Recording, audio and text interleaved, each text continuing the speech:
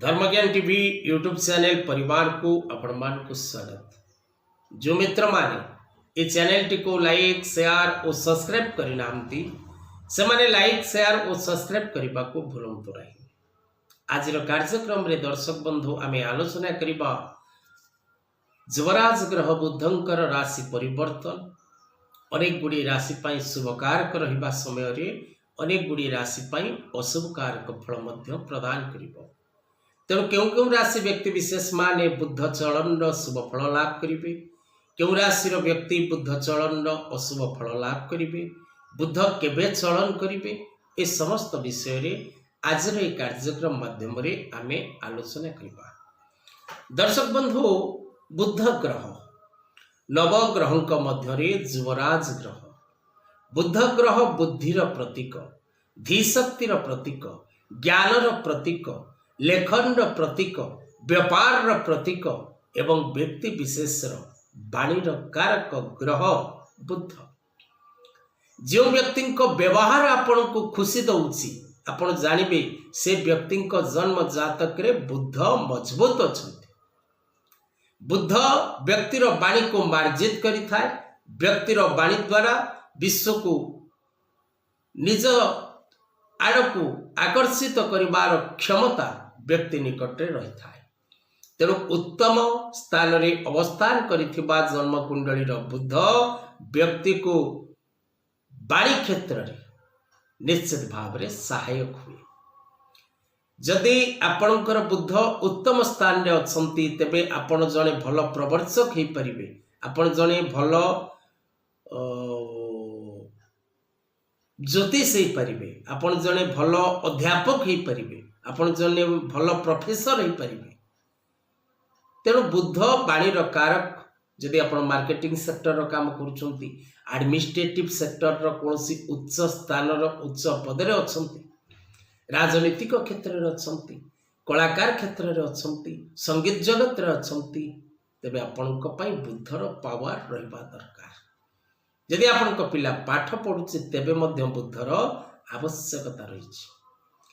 आपण जदि कोनसी कंसल्ट व्यवसाय करूछंती, ऑनलाइन व्यवसाय करूछंती, आपण जने यूट्यूबर होबा चाहउछंती, जने फेसबुक रे आपणकर ऑनलाइन व्यवसाय करिया को चाहउछंती, फेसबुक माध्यम रे हो, यूट्यूब माध्यम रे हो, कोनसी प्रकार रो अन्य ऑनलाइन प्लेटफॉर्म इंस्टा आदि विभिन्न प्रकार प्लेटफॉर्म रे आजिकली रोजगार होउछि ऑनलाइन व्यवसाय।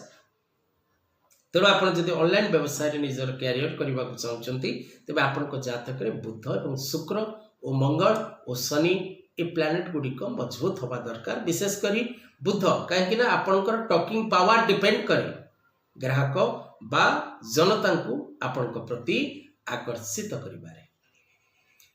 तेणु बुध ग्रह शुभ स्थान रे थिबा द्वारा व्यक्ति कर्म क्षेत्र रे, अर्थ प्राप्ति क्षेत्र रे, मान सम्मान लाभ करिबारे, अन्य व्यक्ति विशेष मानक आत्मीयतार पात्र होबारे सहायक होता है।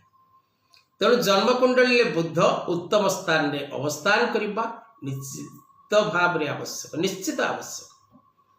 बुद्धंकर मित्र ग्रह शुक्र एवं शनि, बुद्धंक सहित शनिंकर जोड़ी होबा बा बुद्धंक सहित शुक्रंकर जोड़ी होबा द्वारा व्यक्ति निज जीवन मध्य रे विभिन्न दिगरु विभिन्न प्रकार रो रोजगार क्षम होबा, नाम प्रसिद्धि करिबा, निज दम रे आगु को बढ़िबार सौभाग्य लाभ करता है। तेबे आज आमे जानिबा 19 जुलाई 2024 बुद्ध चलन करिबे कर्कट राशि रु सिंह राशि को। रात्र 8:15 समय रे बुद्धंकर गोचर हबो कर्कट राशि रु मघा नक्षत्र सिंह राशि को। सिंह राशि राशियाधिपति सूर्य, रविंक सहित बा सूर्यंक सहित बुद्धंकर उत्तम मित्रता। कारण रवि बुद्ध एकत्र निवास करिबा द्वारा जन्म जातक रे बुधादित्य नामक राजयोगर निर्माण होता है। तेणु आपणक जन्म कुंडली रे जदि बुद्ध रवियुक्त थांती तेबे आपण मेधावी होंती, आपण निज परिश्रम रे अर्थ रोजगार करती एवं निज परिश्रम द्वारा आपण आगको बढ़ी चलती। बुद्ध शुक्र लक्ष्मी नारायण योग, तेणु एमती विभिन्न प्रकार जोग रही जो जोगर प्रभाव प्रत्येक व्यक्ति को भोग करने को पड़ता है। तेणु 19 जुलाई 2024 मसीह जो बुध चलन हेबे मघा नक्षत्र सिंह राशि को विशेषकर 12 गोटी राशि मध्यरु 8 गोटी राशि व्यक्ति विशेष मान को पाई बुध चलन फल उत्तम रहिबो।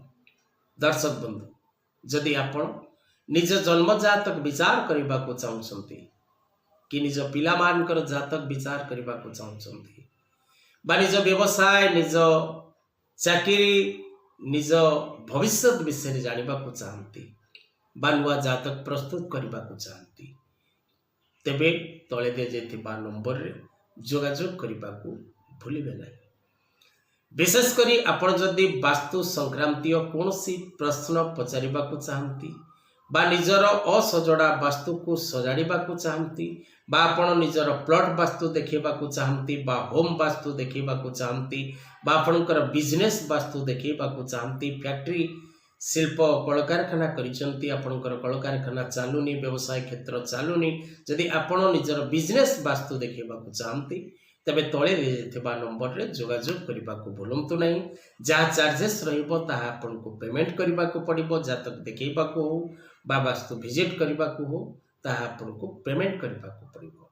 तेबे आसंतु जानिबा विशेषकर 19 जुलाई 2024 बुध चलन क्यों क्यों राशि पाई रहिबो शुभ एवं क्यों क्यों राशि पाई रहिबो अशुभ। विशेषकर दर्शक बंधु शुभ फल लाभ करिवे वृष राशि कर्कट राशि सिंह राशि कन्या राशि तुला राशि बिछा राशि धनु राशि मकर राशि और मीन राशि ये 8टी राशि व्यक्ति पूर्ण शुभ फल प्राप्ति करेंगे। सेपरि भाव में अशुभ फल प्रायतः मध्य शुभ फल लाभ करने राशि मेष मिथुन धनु एवं कुंभ ए 4टी राशि व्यक्ति पूर्ण शुभ फल लाभ करिबारे असमर्थ रहिबे कारण ए 4टी राशि को पूर्ण शुभ फल प्राप्तिर जोग नहीं। जो मानकर जन्म जातक रे बुध अशुभ से माने गोटे पान्ना रत्न धारण करबा उचित त्रिपुरा सुंदरी यंत्र कवच धारण करबा उचित। जदि आपण व्यवसाय क्षेत्र रे अछंती बा आपणको पिला पाठ पढुची आपणको पिलार स्मरण शक्ति रहुनी आपणको पिला पाठ प्रति दुर्बल रहुची तेबे आपण पिलाटी को निश्चित भाव रे त्रिपुरा सुंदरी यंत्र धारण करिबा बा पान्ना रत्नर लकेट बा रिंग धारण करिबा उचित। आज कथा वस्तु को एठी रखिबा। जय जगन्नाथ।